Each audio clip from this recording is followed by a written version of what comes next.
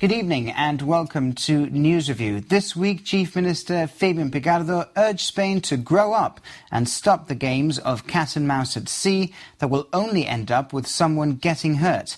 Speaking before the Fourth Committee of the United Nations in New York, Mr. Picardo emphasized that Spanish incursions into British Gibraltar territorial waters do nothing to advance Spain's sovereignty claim, and he accused Madrid of prosecuting its case by incursions instead of in the International Tribunal, where it knows it would lose. Our news editor Stephen Nish was in New York. The Chief Minister told the Fourth Committee that his intention was to update them on the events affecting Gibraltar of the past year. He actually began with the events of just the past few days. He highlighted the incursions into Gibraltar territorial waters by a Spanish customs vessel showing no navigational lights and a state survey ship, during which a probe from the ship struck a Royal Navy rib. He also mentioned the incident involving two Spanish fighter jets that, he asserted, came within 800 meters of a commercial airliner on final approach to Gibraltar Airport. Not, Mr. Picardo noted, the actions of an EU partner and NATO ally. In the past 2 months alone, there have been 245 illegal incursions by Spanish state vessels into BGTW. All of these incursions are challenged at sea and or by the filing of diplomatic notes verbal. These 245 incursions, like all others, are therefore of no de facto or de jure value to assist the Spanish government in building a claim to the sovereignty of the waters around Gibraltar, because the waters around Gibraltar remain just as British before, during and after any incursion. The Chief Minister said incursions change nothing, but they do risk lives and distract law enforcement agencies from what matters most: the fight against international organized crime. He accused the Spanish government of playing silly sovereignty games in the waters around the rock and asked whether it would be ready to work with Gibraltar on law enforcement cooperation. We will see, but I have little confidence that we will make any progress.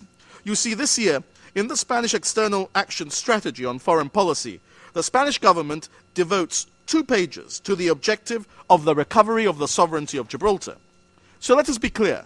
What we are seeing in the creation of disproportionate queues, in the constant incursions into our waters, in the airspace around Gibraltar, and in the repeated defamation of Gibraltar, both here today and in the international media, is a strategy of the present Spanish government to achieve its prime foreign policy objective, the recovery of the sovereignty of our Rock of Gibraltar.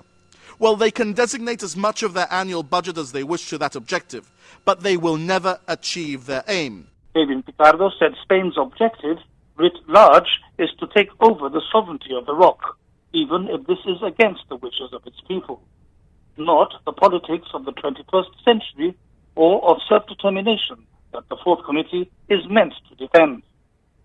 Nevertheless, Gibraltar is prepared to work with the national, regional, and municipal authorities of Spain to promote the business opportunities that the Bay of Gibraltar offers. The whole area of the Bay of Gibraltar can be transformed into a mutually beneficial arc of prosperity that would extinguish current punishing rates of unemployment which presently afflict the Spanish side. Working on non-sovereignty issues through the established Trilateral Forum for Dialogue, which the previous Spanish government bravely pursued and this committee warmly welcomed, we can build together new relationships of trust and confidence that will yield real human and economic value in the short, medium and long term for the people of the whole of the Bay Area. We reaffirm our commitment to the Trilateral Forum, as the United Kingdom has done and does, and to the establishing of a dialogue with the Spanish government despite their continued hostility in words and deeds. Not because we turn a martyr-like cheek, but because we believe in diplomacy and dialogue as the catalysts for lasting change and the drivers of respect between opposing irreconcilable positions. To the people of Spain, we extend a hand of friendship, a hand of economic partnership, and a hand of political reconciliation. Gibraltar and the UK, Mr. Picardo concluded, stand ready to take part in tripartite talks with the Spanish government, and as a prelude to that, to also take part in ad hoc talks.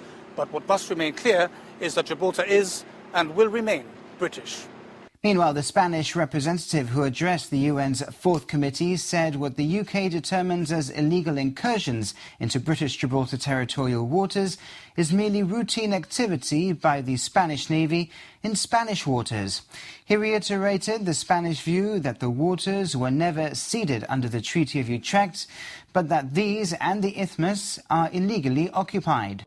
Speaking ahead of Mr. Picardo, Spain delivered a hard-hitting address where it blamed Gibraltar for the suffering of citizens at the frontier, saying it's because of the local authorities' lack of cooperation against tobacco smuggling and the money laundering associated with it that Spain needs to tighten controls at the frontier and at sea.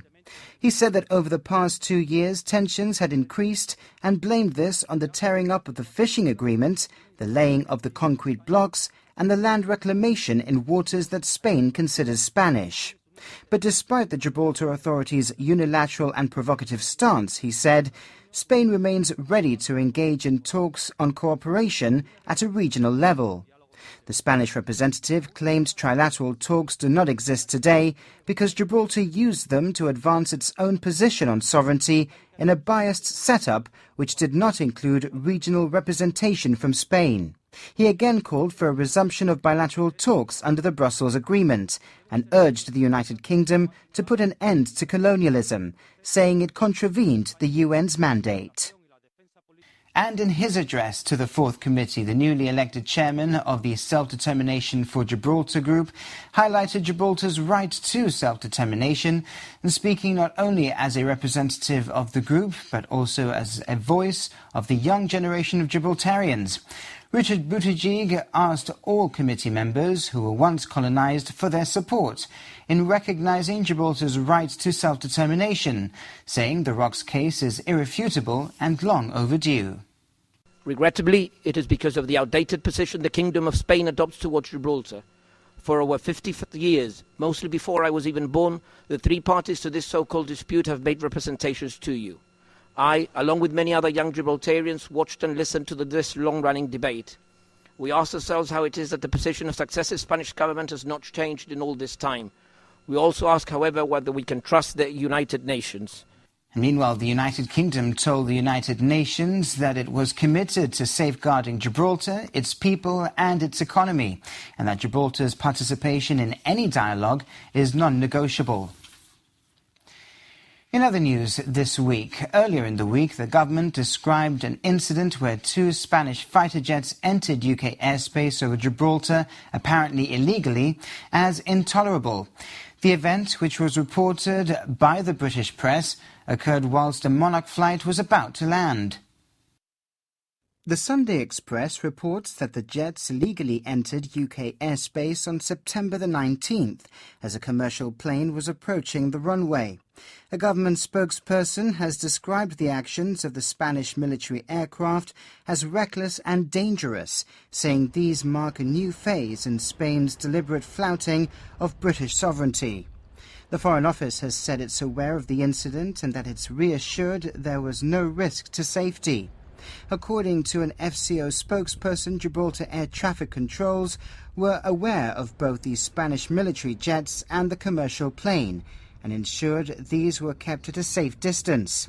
The FCO says it's continuing to examine the incident to ascertain whether it was within the lawful right of passage. The chairman of the Parliamentary Overseas Territory Group is quoted as calling for the Spanish ambassador to be sent packing back to Madrid. Andrew Rosendale MP accuses the Foreign Office of pussyfooting around, adding it's outrageous that Spain continues to behave in such an irresponsible and bullying fashion. The new Gibraltar University is set to be fully functional and open for business on the 1st of September next year. This was announced at a press conference this week hosted by the Chief Minister and the Minister for Education. The university, which will be located on the site of the old St. Christopher's School, is expected to grow and develop over the next few years. It will offer 4 main faculties: health studies, business, life and earth sciences and tourism. The Minister for Education said that together with a national football team and a national bank, this was another sign of Gibraltar's coming of age. But there is no question of rushing into anything, and Mr Ligudi believes the university will need time to grow. Well, the university is going to be open for business in September 2015. That's the plan, that's what we announced today, and that is certainly what we're going to achieve. Let's recall that universities evolve and develop over time. So we have our plans as to what we want to achieve on the 1st of September, what opening day is going to be like. We're going to have the buildings, we're going to have the facilities, we're going to have teaching of a number of courses, and over time, whether it's 5, 10, 15 years, universities that you see today in the United Kingdom, they didn't start like that overnight. So over time, this will develop into, we think, a centre of international repute, particularly for research study. It is a very exciting day. It's a very exciting project for Gibraltar.